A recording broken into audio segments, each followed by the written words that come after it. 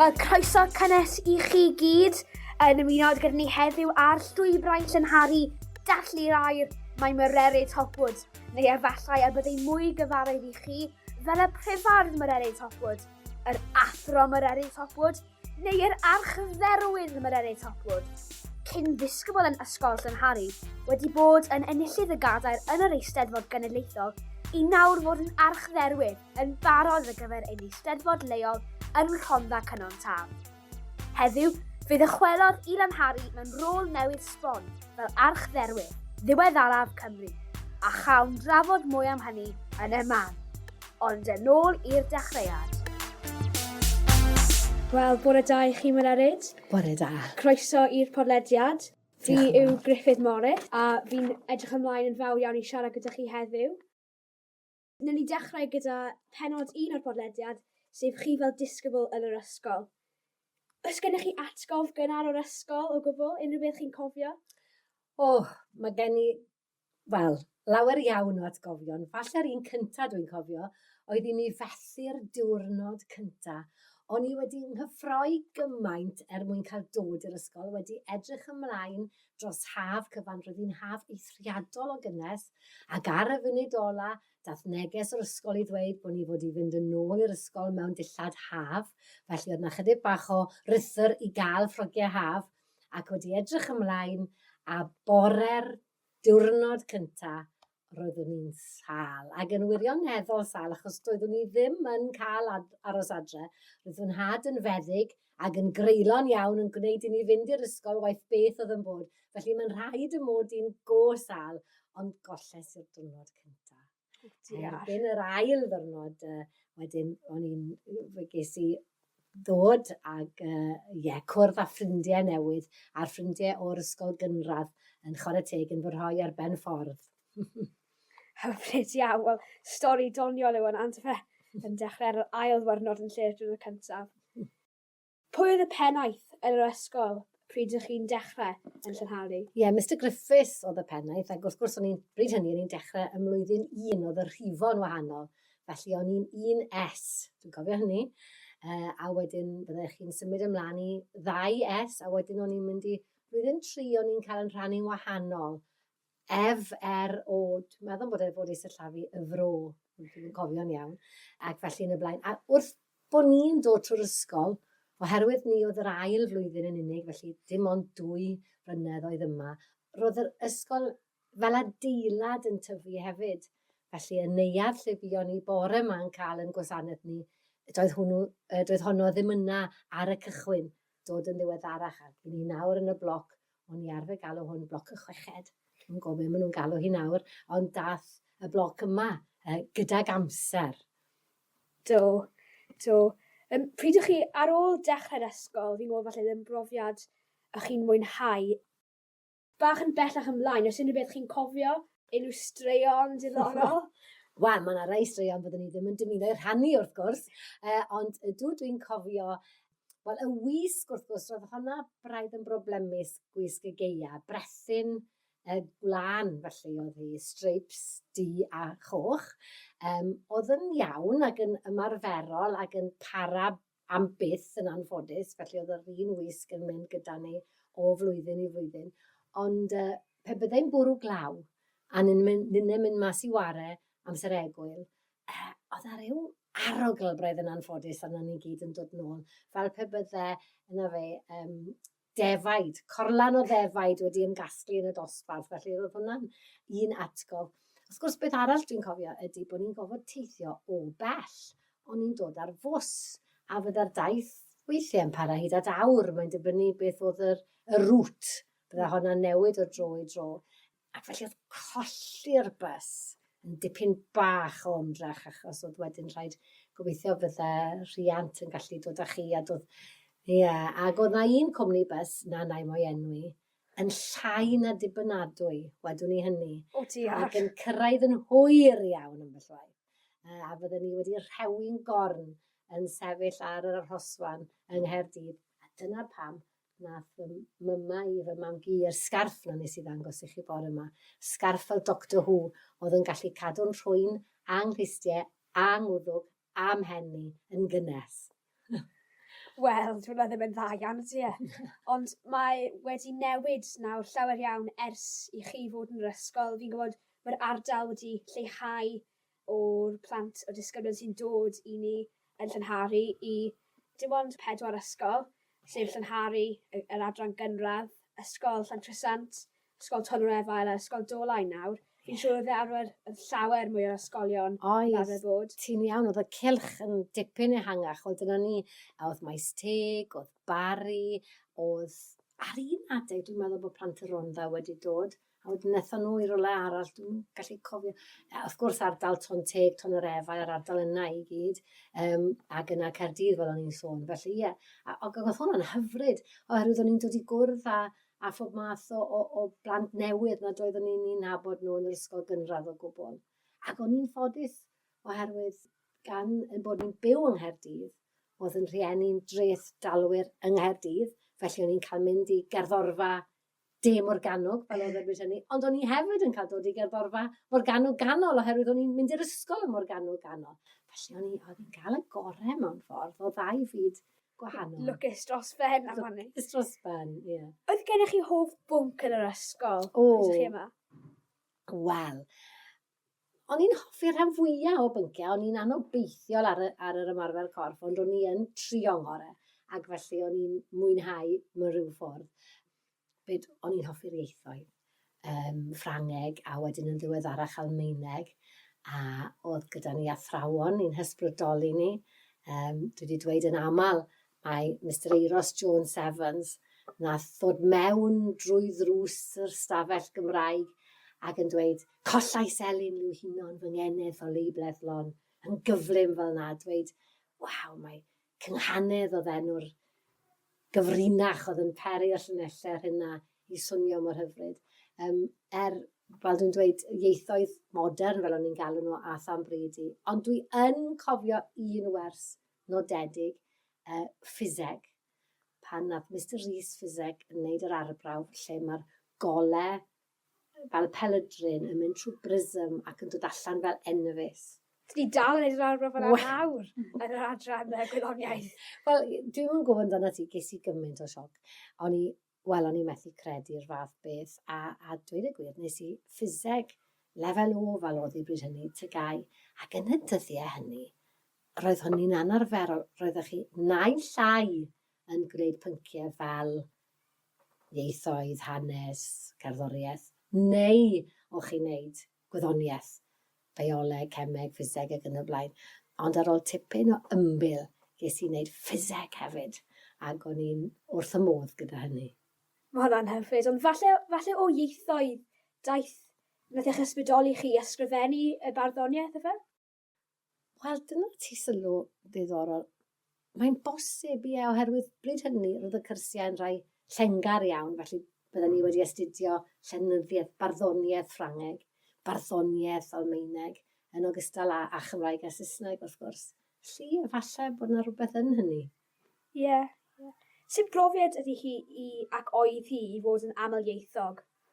Wel, fel ydw i'n ceisio darbwyllo pobl, mae siarad iaith arall yn cynnig ffenest arall ar y byd i chi.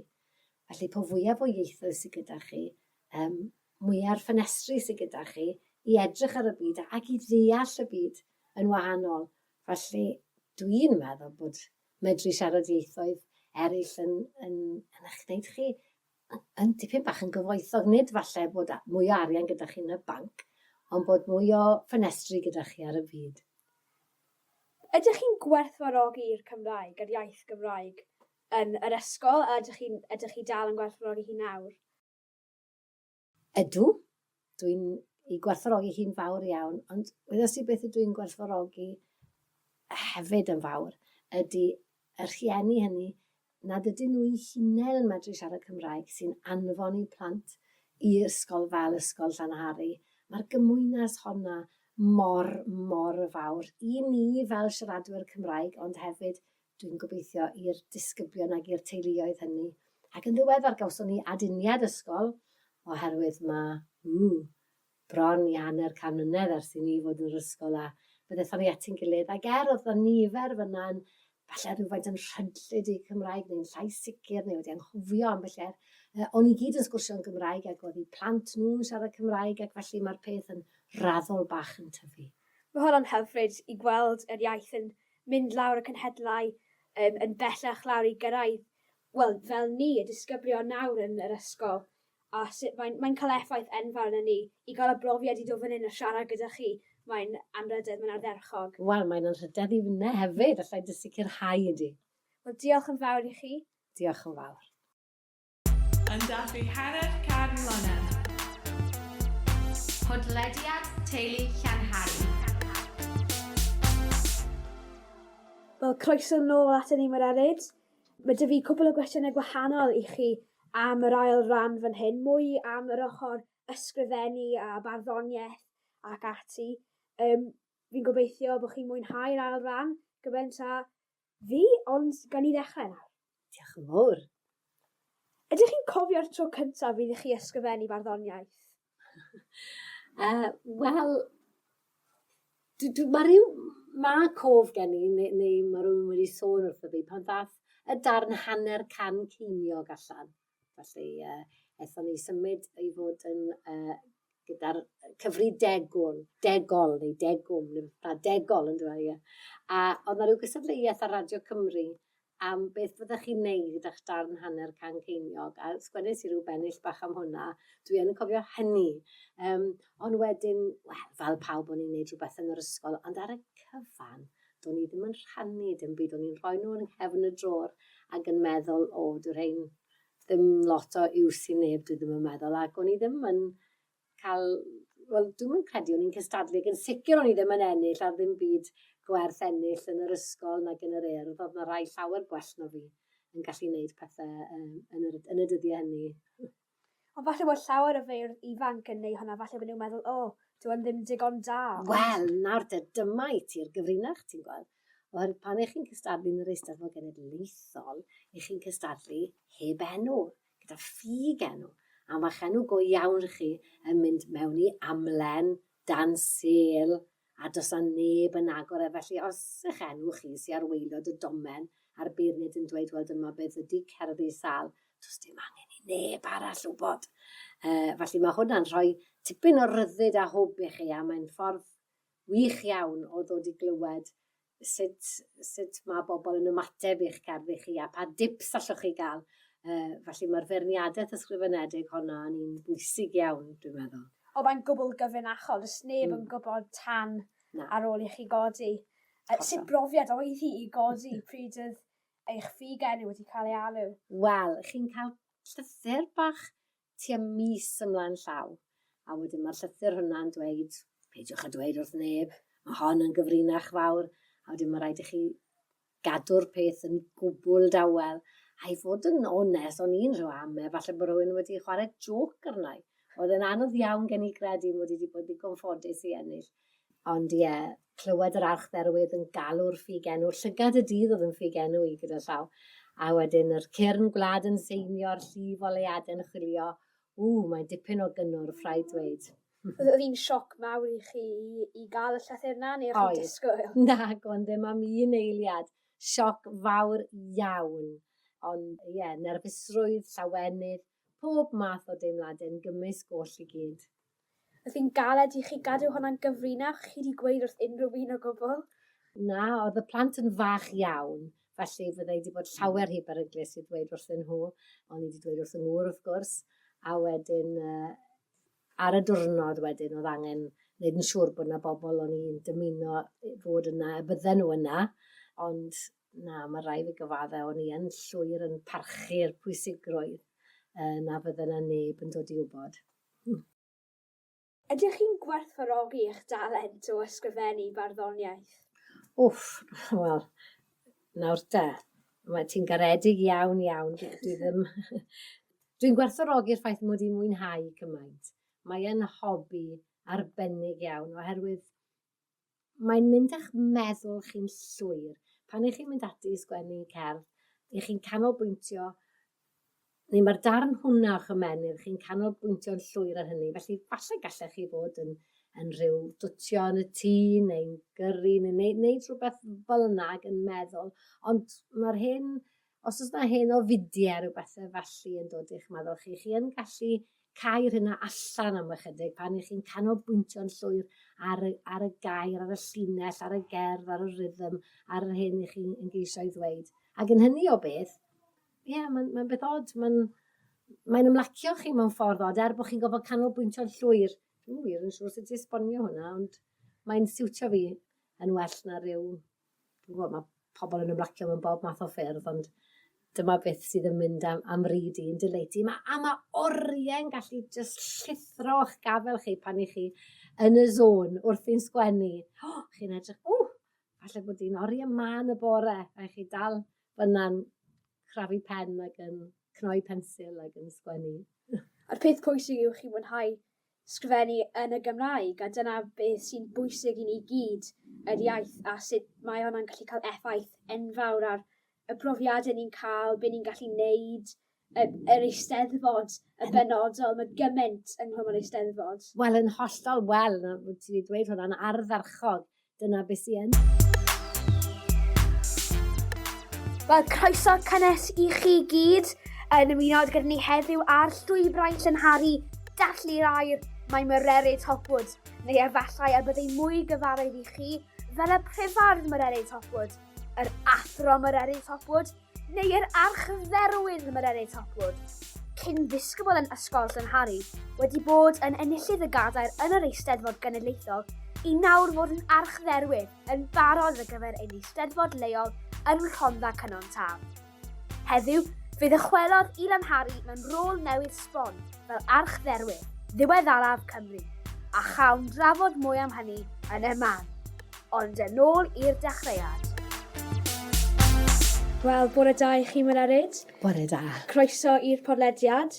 Fi Diolch. yw Gruff a fi'n edrych ymlaen yn fawr iawn i siarad gyda chi heddiw.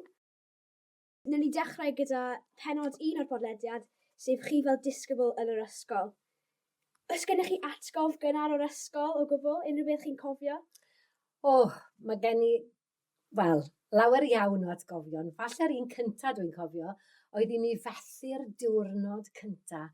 O'n i wedi nghyffroi gymaint mwyn cael dod i'r ysgol, wedi edrych ymlaen dros haf cyfan, roedd hi'n haf eithriadol o gynnes, ac ar y funud ola, dath neges o'r ysgol i ddweud bod ni fod i fynd yn ôl i'r ysgol mewn dillad haf, felly oedd na chydig bach o rythr i gael ffrogiau haf, ac wedi edrych ymlaen a bore'r diwrnod cyntaf, roeddwn ni'n sal, ac yn wirioneddol sal, achos doeddwn ni ddim yn cael aros adre.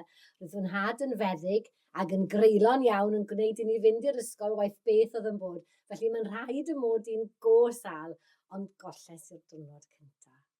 Erbyn yr ail ddwrnod, wedyn, ges i ddod ag cwrdd â ffrindiau newydd, a'r ffrindiau o'r ysgol gynradd yn chwarae teg yn fyrhoi ar ben ffordd. Hyfryd iawn, wel, stori doniol yw hwnna, yn dechrau'r ail ddwrnod yn lle'r diwrnod cyntaf. Pwy oedd y pennaeth yn yr ysgol pryd ydych chi'n dechrau yn Llanhari? Mr Gruff oedd y pennaeth, ac wrth gwrs bryd hynny o'n i'n dechrau ym mlwyddyn 1 oedd y rhifon wahanol. Felly o'n i'n 1S, dwi'n cofio hynny, a wedyn byddech chi'n symud ymlaen i 2S, a wedyn o'n i'n mynd i blwyddyn 3 o'n i'n cael yn rhannu'n wahanol. Dwi'n meddwl bod i sillafu y fro, dwi'n cofio'n iawn, ac felly yn y blaen. A wrth bod ni'n dod trwy'r ysgol, oherwydd ni oedd yr ail flwyddyn yn unig, felly dim ond 2 flynedd oedd yma, roedd yr ysgol fel adeilad yn tyfu hefyd. Felly y neuadd lle buon ni bore yma'n cael yn gwasanaeth ni, doedd honno ddim yna ar y cychwyn, dod yn ddiweddarach. Ac ni nawr yn y bloc, o'n i arfer galw hwn bloc y chweched. Dwi'n gofio maen nhw'n galw hi nawr, ond dath y bloc yma gydag amser. Do. Pryd ydych chi ar ôl dechrau'r ysgol, fi'n gwybod falle ddim brofiad ych chi'n mwynhau. Bach yn bellach ymlaen, os unrhyw beth chi'n cofio, unrhyw straeon diddorol? Wel, mae yna rai straeon byddwn ni ddim yn dymuno i rhannu wrth gwrs, ond dwi'n cofio, y wisg wrth gwrs, roedd honna braidd yn broblemus gwisg y geia, brethyn gwlan, felly oedd hi streips du a choch. Oedd yn iawn ac yn ymarferol ac yn para am byth yn anffodus, felly oedd yr un wisg yn mynd gyda ni o flwyddyn i flwyddyn. Ond pe byddai'n bwrw glaw a ni'n mynd mas i ware amser egwyl, oedd ar ryw arogl braidd yn anffodus arno ni gyd yn dod nôl. Fel pe bydde yna fe defaid, corlan o ddefaid wedi ymgasglu yn y dosbarth, felly roedd hwnna'n un atgof. Wrth gwrs, beth arall dwi'n cofio ydy bod ni'n gofod teithio o bell. O'n i'n dod ar fws, a fydda'r daith weithiau yn para hyd at awr. Mae'n dibynnu beth oedd y rŵt. Bydda hwnna newid o dro i dro. Ac felly oedd colli'r bus yn dipyn bach o ymdrech, achos oedd wedyn rhaid gobeithio fydde rhiant yn gallu dod â chi. Ac oedd na un cwmni bus, na nai mwy enwi, yn llai na dibynadwy, wedwn ni hynny. O diolch. Ac yn cyrraedd yn hwyr iawn yn bellwai. A fydden ni wedi rhewin gorn yn sefyll ar yr arhosfan yng Nghaerdydd. A dyna pam nath myma i fy mam i'r sgarff na nes i ddangos i chi bore yma. Sgarff fel Doctor Who, oedd yn gallu cadw'n rhwy'n anghlistau, angwddwg, am henni yn gynnes. Wel, dwi'n meddwl ddim yn dda iawn ti e. Ond mae wedi newid nawr llawer iawn ers i chi fod yn yr ysgol. Fi'n gwybod